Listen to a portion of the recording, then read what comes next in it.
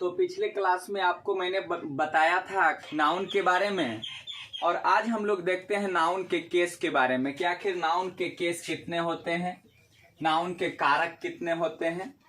तो आइए सबसे पहले इसका हम लोग डिफिनेशन देखते हैं।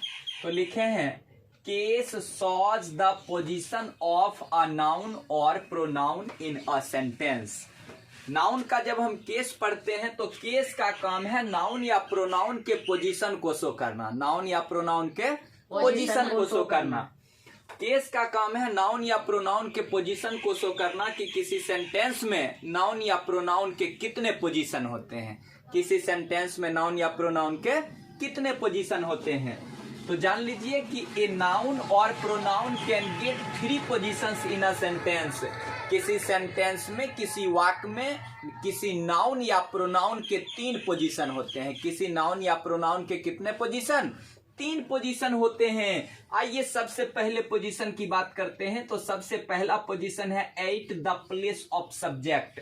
At the place of subject यानी किसी नाउन या प्रोनाउन का सबसे पहला पोजीशन सेंटेंस में होता है सब्जेक्ट के रूप में। और याद रखिएगा कि जब कोई नाउन या प्रोनाउन सेंटेंस में सब्जेक्ट के रूप में इस्तेमाल करते हैं तब वो अकॉर्डिंग टू केस, केस के आधार पर वो सब्जेक्टिव केस या नॉमिनेटिव केस कहलाता है। जब कोई नाउन या प्रोनाउन सेंटेंस में सब्जेक्ट की तरह काम करता है तो वो केस के अनुसार सब्जेक्टिव केस या नॉमिनेटिव केस कहलाता है। सब्जेक्टिव केस या नॉमिनेटिव केस कहलाता है।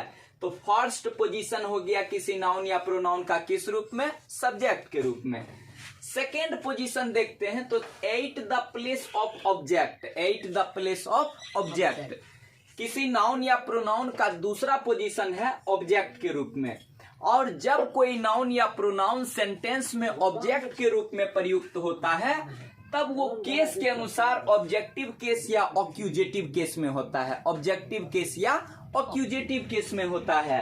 और तीसरा पोजीशन है किसी नाउन या प्रोनाउन का at the place of position. At the place of position और जब कोई नाउन या प्रोनाउन पोजीशन के प्लेस पे आता है तब केस के अनुसार, कारक के अनुसार वो पजेसिव केस या जेनेटिव केस में होना समझा जाता है। पजेसिव केस या जेनेटिव केस में होना समझा जाता है। तो इस प्रकार आपने देखा कि किसी नाउन या प्रोनाउन के 3 पोजीशन होते हैं, एक सब्जेक्ट का, दूसरा ऑब्जेक्ट का और तीसरा आपका पोजीशन का। जब सब्जेक्ट के रूप में इस्तेमाल करते हैं तो सब्जेक्टिव केस या नॉमिनेटिव केस, ऑब्जेक्ट के रूप में इस्तेमाल करते हैं तो ऑब्जेक्टिव केस या ऑक्यूजेटिव केस, और पोजीशन के रूप में इस्तेमाल करते हैं तो पजेसिव केस और जेनेटिव केस। इस प्रकार नाउन के 3 पोजीशन हैं। अब आइए कुछ अमेजिंग फैक्ट्स देखते हैं केस से रिलेटेड। तो सबसे पहले जानिए कि the subjective and objective case of a noun are used in same structure. मेरे कहने का मतलब ये है कि किसी नाउन का सब्जेक्टिव और ऑब्जेक्टिव केस, किसी नाउन का सब्जेक्टिव और ऑब्जेक्टिव केस, किसी नाउन का सब्जेक्टिव और ऑब्जेक्टिव केस सेम होता है, बराबर होता है, उसमें कोई परिवर्तन नहीं होता है। किसी नाउन के सब्जेक्टिव और ऑब्जेक्टिव केस में कोई परिवर्तन नहीं होता है। आइए इसको एक उदाहरण से समझने का प्रयास करते हैं। फॉर इलस्ट्रेशन, जैसा कि हमने लिखा है कि राजन हेल्प्ड सुशांक।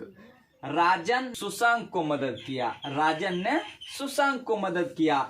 इस सेंटेंस में राजन सब्जेक्टिव केस में है। क्यों? क्योंकि राजन इस सेंटेंस का सब्जेक्ट है। और अभी मैंने आपको बताया कि जब कोई नाउन या प्रोनाउन सेंटेंस में सब्जेक्ट के रूप में प्रयुक्त होता है तो वो सब्जेक्टिव केस या नॉमिनेटिव केस में होना समझा जाता है। तो राजन इस सेंटेंस में सब्जेक्ट है, इसीलिए सब्जेक्टिव केस में है। और सब्जेक्ट से अफेक्टेड है सुशांक। सब्जेक्ट से अफेक्टेड कौन है? सुशांक। तो सुशांक ऑब्जेक्टिव केस में है। सुशांक ऑब्जेक्टिव केस में है। और पिछले क्लास में मैंने आपको बताया भी था कि to find the object put what or whom before the verb. क्रिया के पहले क्या या किसको लगाकर प्रश्न करने पर जो आंसर के रूप में आता है वह सेंटेंस का ऑब्जेक्ट कहलाता है। और वो object according to case, case के अनुसार ऑब्जेक्टिव केस में होना समझा जाता है। तो जैसे राजन हेल्प्ड सुशांक, राजन ने सुशांक को मदद किया। तो किसको मदद किया? सुशांक को। तो सुशांक किस केस में होगा? ऑब्जेक्टिव केस में। लेकिन इसमें देखिए राजन भी नाउन है और सुशांक भी नाउन है। तो यहाँ पे राजन सब्जेक्टिव केस में है और सुशांक ऑब्जेक्टिव केस में है। लेकिन इस सेंटेंस में हमने दोनों का स्थान बदल दिया। जो ऑब्जेक्टिव केस में था हमने उसको सब्जेक्टिव केस के स्थान पे ला दिया, और जो सब्जेक्टिव केस में था हमने उसको ऑब्जेक्टिव केस के स्थान पे ला दिया। तो हम देखते हैं क्या कि जब सब्जेक्टिव केस को ऑब्जेक्टिव केस के स्थान पर रखते हैं और ऑब्जेक्टिव केस को सब्जेक्टिव केस के स्थान पर रखते हैं, तो इनके रूपों में, इनके फॉर्म में कोई परिवर्तन नहीं होता है, अपने समान रूप में ही दोनों जगह प्रयुक्त हैं।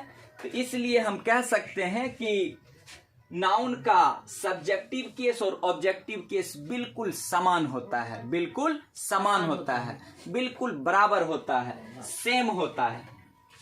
तो आशा करता हूं कि आपको ये वीडियो अच्छी लगी होगी। आप हमारे साथ जुड़े रहें और हमारे इस चैनल को लाइक, सब्सक्राइब और शेयर करते रहें। और एक बात आपसे रिक्वेस्ट करना चाहूंगा कि जो कल था उसे भुलाकर देखिए, जो कल था उसे भुलाकर देखिए, और जो आज है उसे आजमाकर देखिए। आपका आने वाला कल अंग्रेजी का मैं बिल्कुल बदल दूंगा। बस एक बार आपसे रिक्वेस्ट है कि मेरे चैनल पर आकर देखिए।